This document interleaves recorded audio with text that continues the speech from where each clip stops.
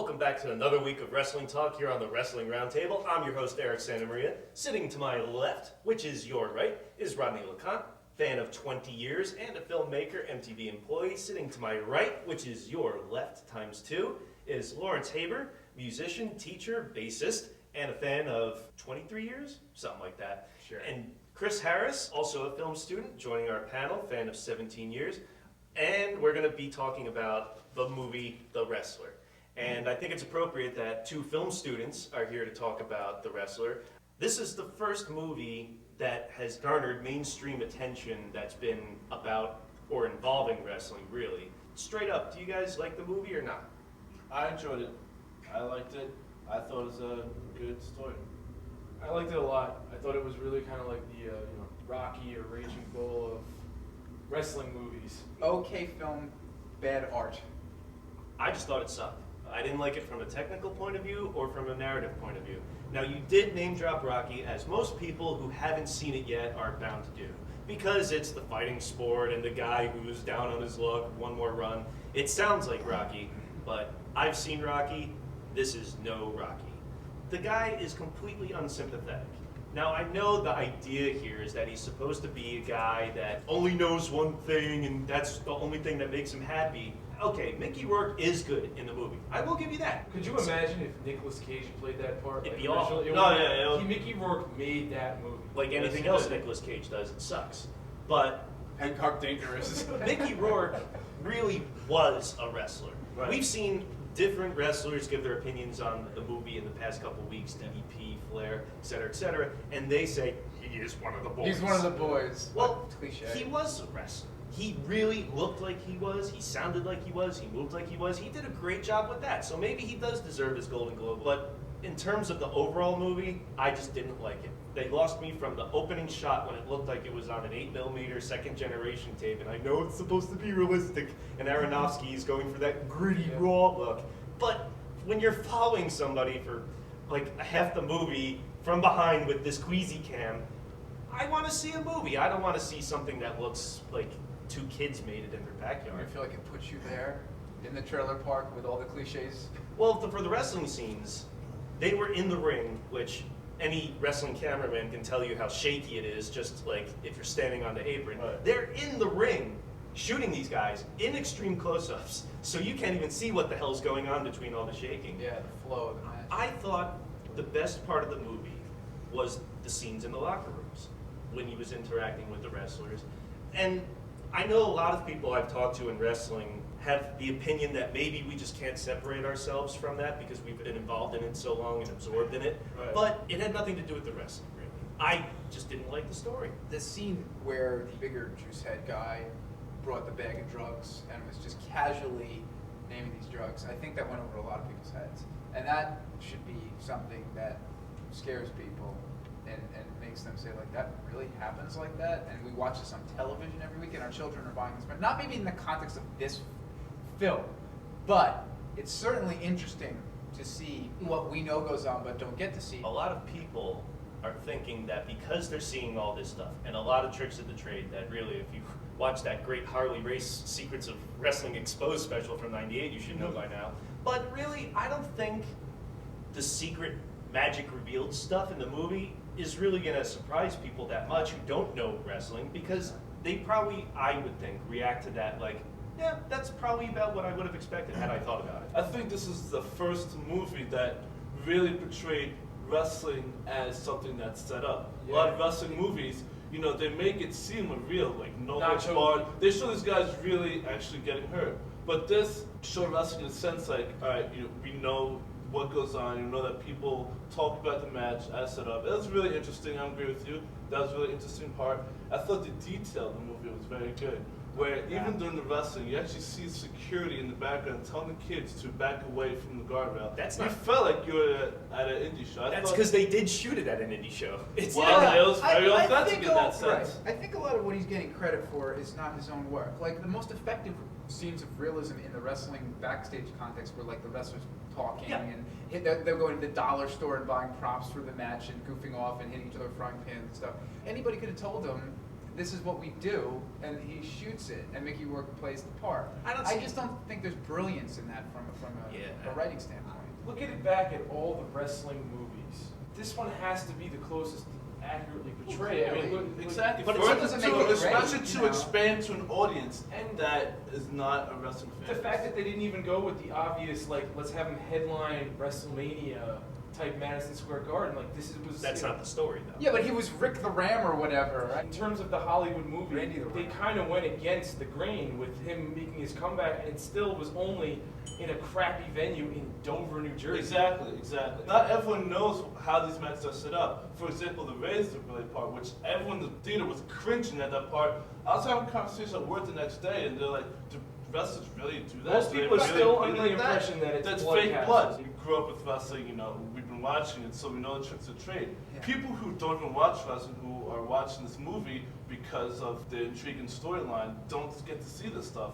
So it's insightful for them as well. But is that how they're going to take it? Because especially the audience you saw it with, the audience we saw it with, old people and indie film geeks. Not to say that there aren't a lot of wrestling fans and other people who might see this, but I think most people are seeing this for everything but wrestling, and that everything is Mickey Rourke's comeback story. I don't think it's got anything to do with wrestling. that It's people- definitely in the movie of him coming back, and now Mickey Rourke's personal life. Yeah, his comeback. it's- And that's what he's I going didn't to win see it. awards I didn't for. see it as that. Well, but if you That's all they talk Yeah, about. if you watch That- E or Hollywood, right? That's really every Yeah. review says. Like, it's exactly. It's the it's story real. of- Yeah. It might as well be called Mickey Rourke. Yeah. It might as well have been a documentary about him. Yeah, but Rocky isn't about boxing. No, You neither, know, it isn't either. at- But at he's a this- much more sympathetic character than Randy Oh, of Ram. course. Yeah, because he. Well, he's not a lies. scumbag. Yeah. Yeah, I mean, this guy was a scumbag, but was he a sympathetic scumbag? I think he was. To a point. I think a lot I of think he what we're was. all missing here is that whole idea of the sickness, and how I did get a sense that this guy really thinks that life is about being out in this little hole in Delaware or whatever. That's the 500. only place where he's happy. He That's said it home in to the- him. yeah. That is home to him. Like she says to him in the movie, there's a difference between my club and the real world, and then he says to her, there's this place in the real Yeah, world. but you know what? But even as like a diehard wrestling fan, like I don't sympathize with empathize. That's pathetic to It me. is. I mean, you know wrestlers who are great wrestlers and love wrestling, but have like a life. Yeah.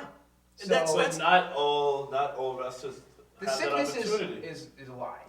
That's right. There are people like that. But what is the message of the movie really, if it has one? The ending, spoiler alert, doesn't answer anything. But it would seem to imply that it's dignified and best to die what you love doing. I don't think that's what the message was. Then what's First the- of all, it was The Sopranos, is what it was. Make what Yeah, you I will. didn't- Tell us a I decent didn't story enjoy and the then don't ending. pay it That's off. Give me a one break. thing I didn't enjoy. I think it was this guy is hopeless.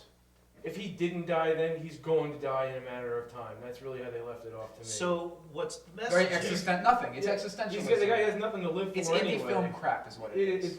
Every year there's a movie like this, you know, Oh, yeah. and it, you know, Yeah. if the last year's was probably There Will Be Blood, with the movie leaving off, spoiler, with him screaming, "I drink your milkshake," and then the movie fucking ends. Okay, but This is the same exact every year. There's one of these movies. It just so happens that there's an indie movie that makes it into the mainstream. Will it affect people? How do people think of the oil industry compared to last year when There Will Be Blood broke out? Nobody thinks any differently of it, and no one will think any differently of wrestling. okay, but for Randy the Ram and the characters that he is resembling in the real wrestling world, Jake the Snake and all those sort of pathetic sort of figures, Right. there's other guys, not just young guys like you mentioned who are doing stuff during the week or whatever, but older guys. Tito Santana became a Spanish teacher in New Jersey. He wrestles once in a while on the weekends, but it's not like that's the only thing he does. Like Ernest Miller's character, sales. How, you know, they really are professional salesmen. Ming is the ultimate standard, the owner of a Toyota shop in Florida. A lot of people are trying to do wrestler-like angles now. And I like the fact that Jerry Lynn in Ring of Honor, they're kind of doing a similar thing like that, is saying, I don't want to be that guy. I don't want to be the guy that's an old piece of meat washed up and his family hates him. Don't be a cautionary tale. Take care of your family. Don't have. Don't do your family- coke when you're supposed to meet your daughter. Exactly. If the time is up, your time is up. Our time is up now, however, and we have to take our first I break. drink your But milkshake. be back, we're going to be talking more about the wrestler when we come back. He's unsympathetic because he screws it up. He could have had the donor back. He could have had this I know. with the heart Laser goal. That's what leg. I'm trying to say. Yeah. When he goes, no, it's so great, his rule. Eric turns to me and he goes, best picture. Is Triple H gonna pin Rourke for the Oscar?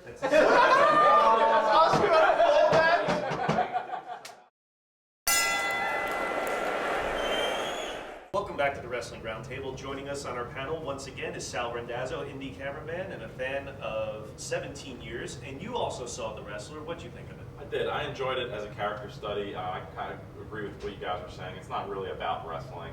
You know, it's about the character, about the choices he's made in his life.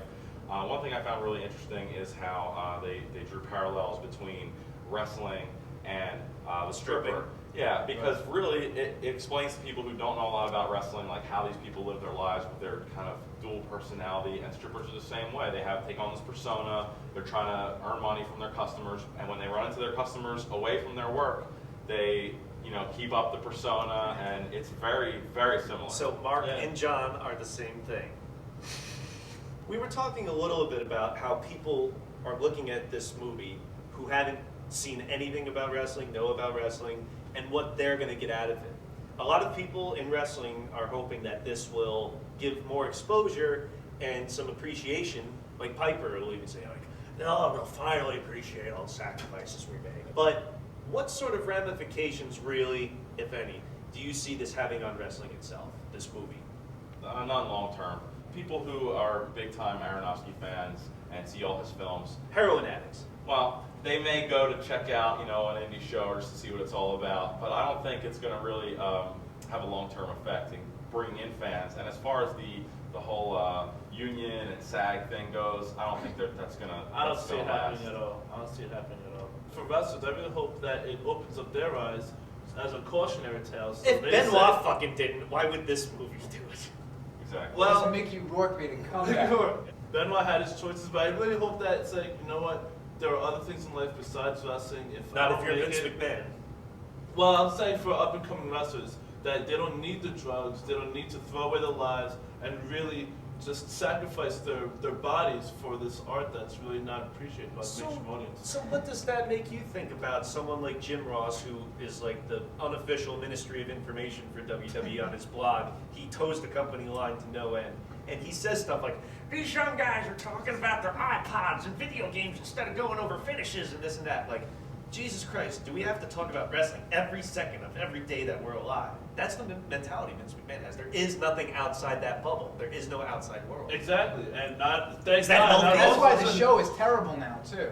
Well, There's not nothing to necessarily, influence the writers. There's nothing to, well, the crafters, they watch sitcoms and stuff. But there's nothing to reference. There's nothing to inform what their performances are Exactly, about. they have no concept Look at of the The outside Rock. world. Look at how many influences The Rock brought Sam Cooke and Elvis into his character. I mean, these wrestlers are so bland and boring and generic because all they did was watch wrestling. It's formula. It's all formula now. We mentioned before SAG and unions and whatnot. And Aronofsky, whenever he's interviewed, is saying stuff like, these guys should be in SAG. These guys should have a union.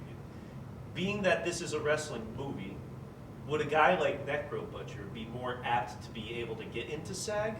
And would that open the doors of SAG being like, so you perform like this, not just in this movie, every week in front of cameras? I don't think so. The way I understand it, if you have a speaking role, you need to be entered into the union and everything. But I don't see how that's going to affect his wrestling career, or I don't think really SAG is going to become involved in pro wrestling. I just don't see it happening. Well, we've talked about unions on this show before in passing, and it seems like no one's ever going to organize amongst themselves. Too many egos, too much politics, and too many. And they're too afraid. Everyone's got to pay your dues. Gotta pay your dues. Do But push-ups people now. don't know, like, the human body is not made for wrestling. So something has to be done to protect You know what the people are bodies. gonna do? They're gonna go, ew, thumbtacks, and then they're gonna watch the next movie, and they're not gonna care. But, about I mean, with not just a congressional report coming out recently, and this mainstream attention from the wrestler, which WWE was not thrilled with until he won all these awards, and now all of a sudden they want to get him at WrestleMania. Oh It's my almost God. being looked at under Sweetheart. some intense scrutiny here. There was a time after the steroid trials where they were under intense scrutiny, and they kind of toned it down for a while. I remember there was a period where you didn't see blood at all. Blood? Yeah, and they'll tone it down for a while and get under the radar, and then it'll be back to business. If you get a hotshot congressman or prosecutor or senator, maybe something will happen by mandate. But these guys will never do it themselves. I mean, the fact that the movie was wrapping up almost a year ago in March. And one of the indie wrestlers who was in the scene just died a couple weeks ago. Doesn't that say everything? To say nothing about the Bigger, Faster, Stronger documentary, it's almost as if people just don't learn. Well, you don't see any coverage for that movie. This is left over from the Q&A. Someone asked us, what's the best movie with a wrestler in it or best wrestling movie? Now, I know before we were saying stuff like, this is the best wrestling movie so far. It probably is. I don't know if it's the definitive wrestling movie. It's like the Michaels-Jericho feud last year for me in movie form. I see the potential there, but I don't think they went all the way. I still think the definitive wrestling movie is waiting to be made, but you can't compare fucking The Wrestler to Body Slam and Noble Spartan. And, is it the best wrestling movie made so far? I think it's the best movie that has something to do with wrestling that's been made, but it's not, like we said, it's not really about wrestling per se. So I don't think you can call it the definitive wrestling movie. thought it definitely was the best wrestling movie. Just the way it connected to certain wrestlers. Like Roddy Piper said he cried after the movie. Just because of how realistic it was. Even if it is the best wrestling movie made so far, it's still at least satisfying to know that for once the industry's been portrayed in the light that people can see the way it really is. And by that, I mean the stripping and food market industries. So moving on, we're going to be talking about the best and worst managers when we come back. Best and worst managers. Harvey Whippleman, dude. Please, Worst. somebody say Harvey Whippleman. No, that dude was awesome. I was going worst. Does Head count as a manager? Head was a valet. If you're gonna include Head, you gotta include Moppy also. Moppy. The idea is to make Lawrence laugh so hard that he pisses himself.